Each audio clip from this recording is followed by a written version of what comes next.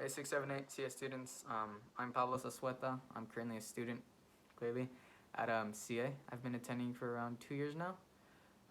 Anyways, I hope you guys have all been doing, tremendous. I know amidst this time, all the crisis and whatnot, we're clearly in some unprecedented times, as you can see, but truly, I think God has been utilizing it to bring the church together. Like we've been currently going through such a revival. Though we're not physically in church, people are now beginning to spiritually connect through just reading, gathering with family, praying constantly, and then there's these Zoom conferences. Just it really shows how much the church cares for one another, and just being able to get together, it's been amazing. So I hope all you guys are doing well. I hope you guys are enjoying your Friday. I know the day's already coming to an end, and it's raining. It's kind of gloomy. I personally enjoy the weather, but I don't know. Many people don't. That's just me. But yeah, anyways, I'm here for a daily devotional. I'm gonna be reading two separate two separate chapters from Matthew and Mark. So yeah, let me start with Matthew. If you guys have a Bible, you can open it and follow along. Cool. Okay. So we're gonna start at 18. It's gonna be 18 to 22. Now when Jesus saw a crowd around him, he gave orders to go over to the other side. And a scribe came up to him and said to him, "Teacher, I will follow you wherever you go." And Jesus said to him, "Foxes have holes and birds of the air have nests, but the Son of Man has nowhere to lay his head." Another one of his disciples said to him, "Lord, let me first go and bury my father." And Jesus said to him, "Follow me and lead the dead to bury their own dead." Okay, so now I'm going to switch over to Mark real quick. So this is going to be Mark 7 through 9. Okay. And he called the 12 disciples and began to send them out two by two and gave them authority over the unclean spirits. He charged them to take nothing for their journey except a staff, no bread, no bag, no money in their belts, but to wear sandals and not put on 2 tunics. So I'm sure you guys have heard those verses. I think they're very common. But yesterday I was having a discussion with my dad.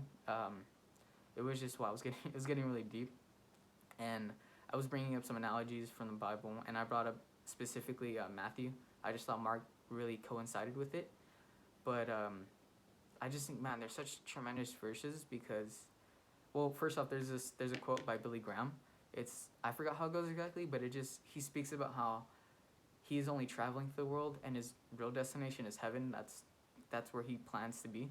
We're kind of just merely like sojourners traveling through the world, and yeah, I think they're so emblematic of what it really means to follow the Lord, because he's like Jesus said it himself.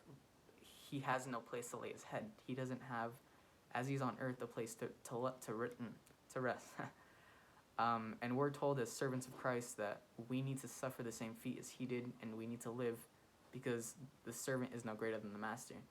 And I know to many people that may come as intimidating, like, whoa, I thought being a Christian was going to be easy. Like, I didn't sign up for this, but it's like, no. It's okay. Like being able to rejoice in the sufferings and understanding that as followers, this is not our home. This is, again, sorry, the hair. We're merely just traveling through it. And I think being able to understand like the analogies of how he tells his disciples as they're going out to preach, don't take anything with you. You're fine. People are going to care for you as the Lord cares for you. You don't need nothing. Just take a staff, a walking staff, and take some sandals. Don't worry about food. Don't worry about a bag. Don't worry about anything.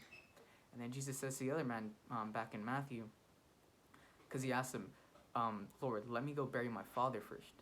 But the Lord tells him, leave the dead to bury their own dead.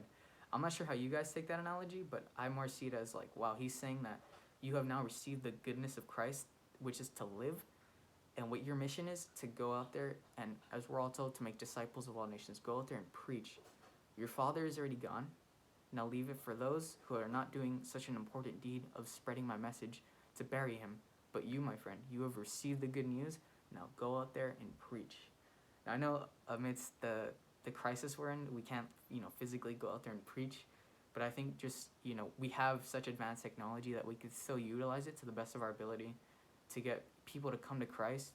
And once hopefully this all, subsides, everything goes back to normal, whatever that is, that we can begin to really, really live that life of following Christ, which is making disciples.